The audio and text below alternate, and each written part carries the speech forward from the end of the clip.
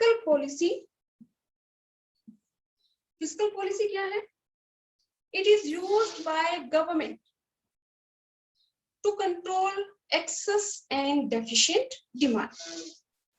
तो गवर्नमेंट अगर अपने रेवेन्यू एंड एक्सपेंडिचर पॉलिसी का यूज करती है एक्सेस डिमांड और डेफिशिएंट डिमांड को कंट्रोल करने के लिए, तो उसको हम बोलते हैं फिस्कल पॉलिसी। तो फिस्कल पॉलिसी में हम इंक्लूड करते हैं गवर्नमेंट एक्सपेंडिचर,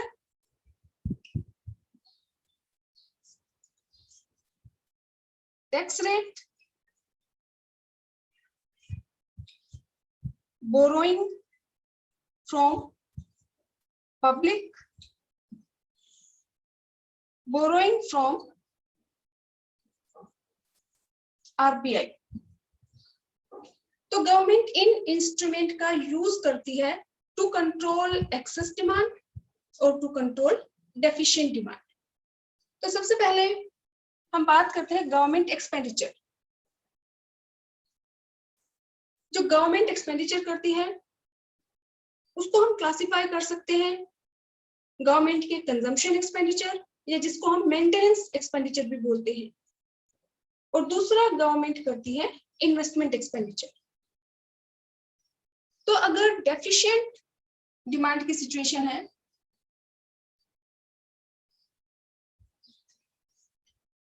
तो डेफिशिएंट डिमांड मींस इकोनॉमी में मनी की सप्लाई कम है, तो इसको कंट्रोल करने के लिए गवर्नमेंट अपने एक्सपेंडिचर को इंक्रीज कर देती है। क्योंकि गवर्नमेंट जब भी एक्सपेंडिचर करेगी, for example law and order, defence पे जो भी खर्चा करती है, या फॉर एग्जांपल स्कूलों में मिड डे मील प्रोवाइड करती है, या जो भी हॉस्पिटल्स में फ्री मेडिसिन प्रोवाइड करती है,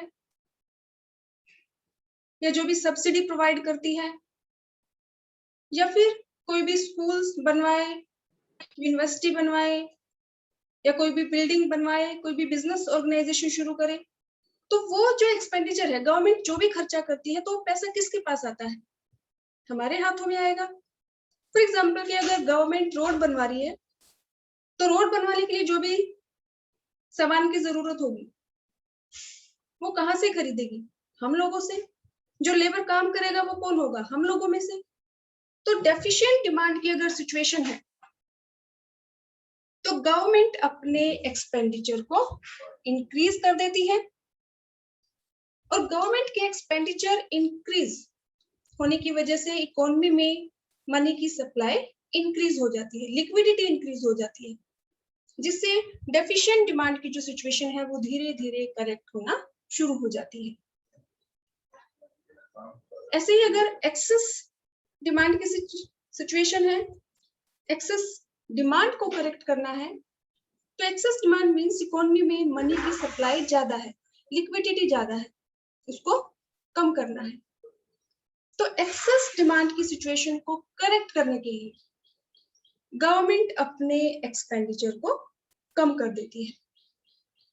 गवर्नमेंट अगर अपने एक्सपेंडिचर को कम करती है तो इकोनॉमी में मनी की सप्लाई कम हो जाती है, लिक्विडिटी कम हो जाती है, जिसकी वजह से जो एक्सेस डिमांड की सिचुएशन है वो धीरे धीरे करेक्ट होना शुरू हो जाती है।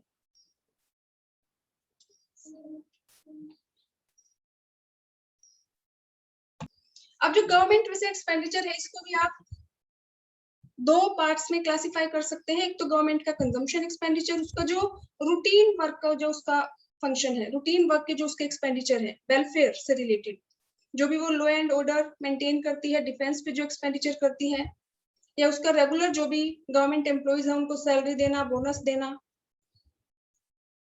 या फिर सब्सिडी प्रोवाइड करना, तो वो गवर्नमेंट की क्या है? कंजम्पशन एक्सपेंडिचर, या जिनको हम बोलते हैं मेंटेनेंस एक्सपेंडिचर।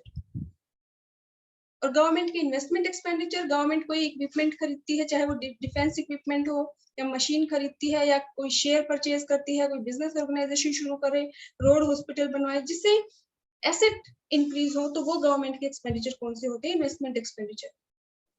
तो डेफिशिएंट डिमांड को करेक्ट करने के लिए गवर्नमेंट अपने एक्सपेंडिचर को इंक्रीज कर देती है, जिससे इकोनॉमी में मनी की सप्लाई कम हो जाती है और डेफिशिएंट डिमांड की सिचुएशन धीरे धीरे करेक्ट होना शुरू हो जाती है, और एक्सेस डिमांड की सिचुएशन में अपने एक्सपेंडिचर में कटौती करना शुरू कर देती है, जिससे इकोनॉमी में लिक्विडिटी कम हो जाती है और एक्सेस डिमांड की सिचुएशन धीरे धीरे करेक्ट होना शुरू हो जाती है।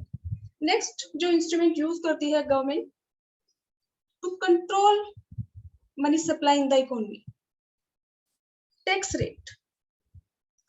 जो टैक्स रेट है वो भी बहुत इंपॉर्टेंट रोल प्ले करते हैं। अगर डेफिशिएंट डिमांड की सिचुएशन है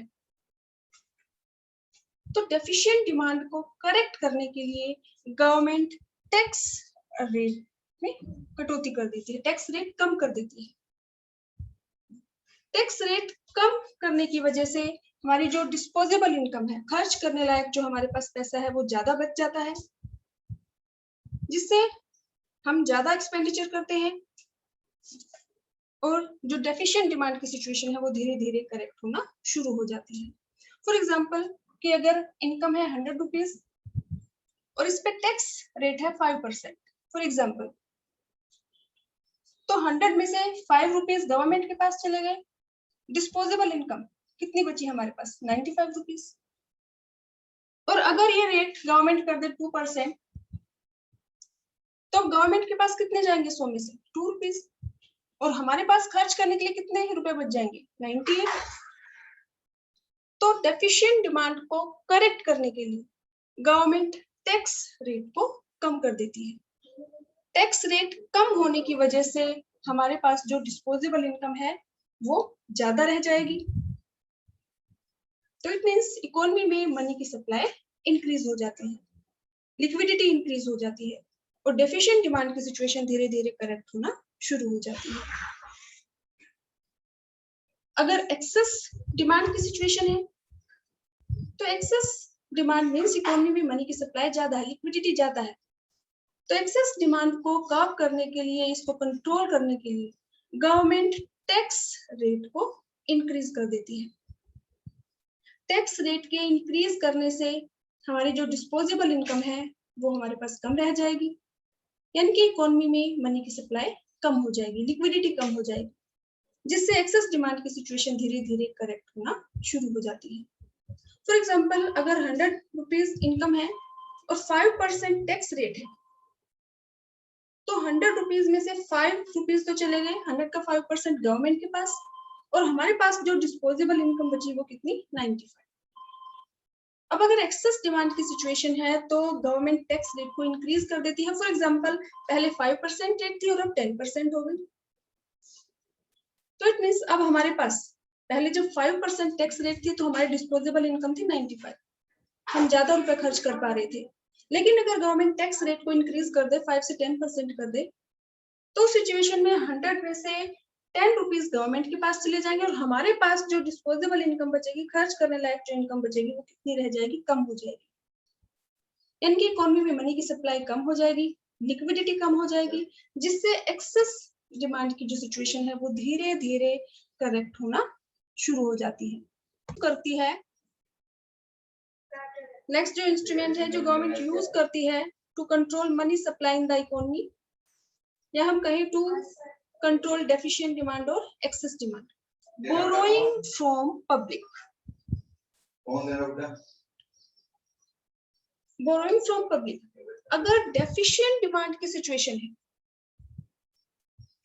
तो डेफिशिएंट डिमांड मींस इकोनॉमी में मनी की सप्लाई कम है, लिक्विडिटी कम है, तो डेफिशिएंट डिमांड को करेक्ट करने के लिए, अगर डेफिशिएंट डिमांड को करेक्ट करना है तो इट मींस इकोनॉमी में मनी की सप्लाई को इंक्रीज करना है, तो इस सिचुएशन में गवर्नमेंट पब्लिक से बोरो नहीं करेगी, गवर्नमेंट पब्लिक से लोन नहीं लेगी, क्योंकि अगर गवर्नमेंट पब्लिक से लोन लेती है तो उस सिचुएशन में जो पैसा है वो गवर्नमेंट के पास और इकोनॉमी में मनी की सप्लाई कम हो जाएगी, और डेफिशिएंट डिमांड को करेक्ट करना है तो इकोनॉमी में मनी की सप्लाई इंक्रीज होनी चाहिए। तो अगर एक्सेस डिमांड की सिचुएशन है तो एक्सेस डिमांड को करेक्ट करने के लिए गवर्नमेंट पब्लिक से बोरो करती है, क्योंकि अगर गवर्नमेंट पब्लिक से बोरो करती है तो पब्लिक का पैसा गवर्नमेंट के पास, तो इकोनॉमी में मनी की सप्लाई कम हो जाती है, लिक्विडिटी कम हो जाती है, जिससे एक्सेस डिमांड की सिचुएशन धीरे धीरे करेक्ट होना शुरू हो जाती है। तो एक्सेस डिमांड की सिचुएशन है तो गवर्नमेंट पब्लिक से बोरो करती है,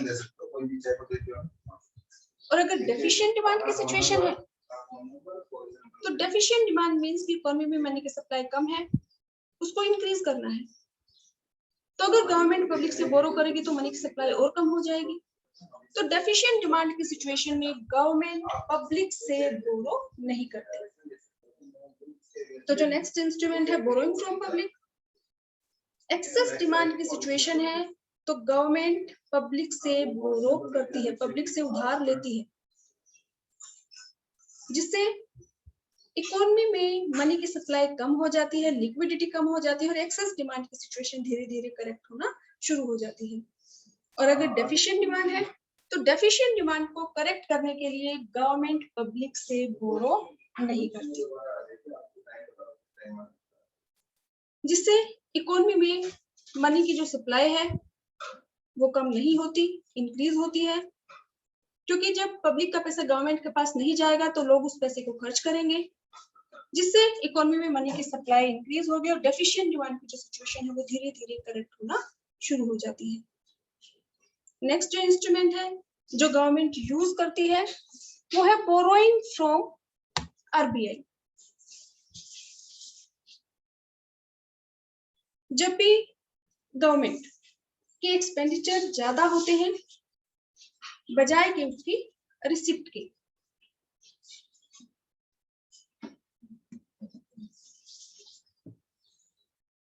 अगर गवर्नमेंट के जो एक्सपेंडिचर है वो ज्यादा है बजाय कि उसकी रिसिप्ट की,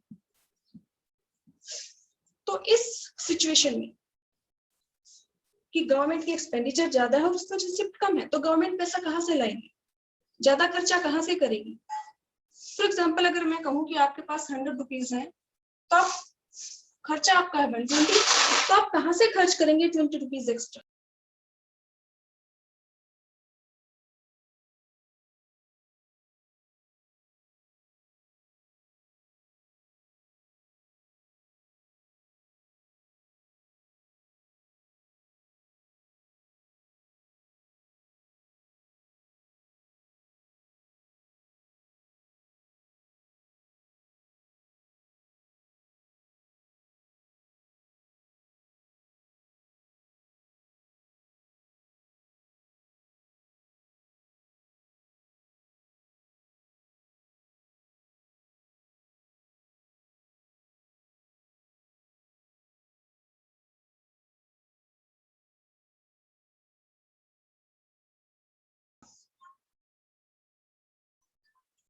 देखो बेटा, अगर गवर्नमेंट के एक्सपेंडिचर ज्यादा है और उसकी रिसिप्ट कम है तो उस सिचुएशन में अब गवर्नमेंट ज्यादा एक्सपेंडिचर कहां से करेगी, तो गवर्नमेंट बोरो करती है या तो पब्लिक से या आरबीआई से या फिर फॉरेन कंट्रीज से।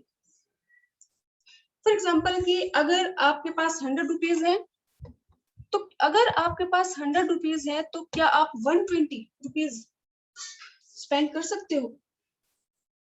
अगर आपका खर्चा 120 रुपए का है तो 20 रुपए एक्स्ट्रा कहाँ से आएंगे, आप बोरो करोगे, किसी से उधार में सामान लोगे या बोरो करोगे। तो ऐसे ही सिचुएशन गवर्नमेंट के साथ है कि जब गवर्नमेंट की एक्सपेंडिचर ज्यादा है और उसकी रिसिप्ट कम है तो सिचुएशन में गवर्नमेंट बोरो करती है पब्लिक से या फिर आरबीआई से या फिर फॉरेन कंट्रीज से। तो अगर नेक्स्ट जो इंस्ट्रूमेंट है वो क्या है, बोरोइंग फ्रॉम आरबीआई। तो अगर डेफिशिएंट डिमांड की सिचुएशन है तो डेफिशिएंट डिमांड की सिचुएशन को करेक्ट करने के लिए गवर्नमेंट आरबीआई से लोन लेती है, क्योंकि आरबीआई जब भी गवर्नमेंट को लोन देती है तो वो नए नोट इशू करती है और डेफिशिएंट डिमांड को करेक्ट करने के लिए गवर्नमेंट का मेन मोटिव यही रहता है कि इकोनॉमी में मनी की सप्लाई को इंक्रीज किया जाए। तो डेफिशिएंट डिमांड को करेक्ट करने के लिए आरबीआई लोन प्रोवाइड करता है गवर्नमेंट को, गवर्नमेंट लोन लेती है आरबीआई से। जिससे इकोनॉमी में मनी की सप्लाई इंक्रीज हो जाती है, लिक्विडिटी इंक्रीज हो जाती है और जो डेफिशिएंट डिमांड की सिचुएशन है वो धीरे धीरे करेक्ट होना शुरू हो जाती है। और अगर एक्सेस डिमांड की सिचुएशन है तो एक्सेस डिमांड मींस इकोनॉमी में पहले ही मनी की सप्लाई ज्यादा है, उसको कम करना है। तो एक्सेस डिमांड को करेक्ट करने के लिए जो गवर्नमेंट है वो आरबीआई से लोन नहीं लेती, क्योंकि अगर गवर्नमेंट आरबीआई से लोन लेती है तो आरबीआई नोट इशू करती है, जिससे इकोनॉमी में मनी की सप्लाई इंक्रीज हो जाती है। तो ये फिस्कल जो पॉलिसी है गवर्नमेंट की, उसमें गवर्नमेंट यूज करती है इन इंस्ट्रूमेंट का गवर्नमेंट एक्सपेंडिचर, डेफिशिएंट डिमांड की सिचुएशन में एक्सपेंडिचर को इंक्रीज कर देती है और एक्सेस डिमांड को करेक्ट करना है तो अपने एक्सपेंडिचर को डिक्रीज कर देती है। Second, tax rate, deficient demand को करेक्ट करना है तो टैक्स रेट को डिक्रीज कर देती है और अगर एक्सेस डिमांड को करेक्ट करना है तो टैक्स रेट को इंक्रीज कर देती है। डेफिशिएंट डिमांड को करेक्ट, इनको ध्यान से सुनना है, borrowing from public. Deficient demand को करेक्ट करना है तो गवर्नमेंट पब्लिक से बोरो नहीं करती और अगर एक्सेस डिमांड को करेक्ट करना है तो पब्लिक से बोरो करती है। बोरोइंग फ्रॉम आरबीआई, अगर डेफिशिएंट डिमांड की सिचुएशन है तो गवर्नमेंट आरबीआई से बोरो करती है, आरबीआई से उधार लेती है, जिससे इकोनॉमी में लिक्विडिटी इंक्रीज हो जाती है। और अगर एक्सेस डिमांड की सिचुएशन है, इसको करेक्ट करना है तो गवर्नमेंट आरबीआई से लोन नहीं लेती।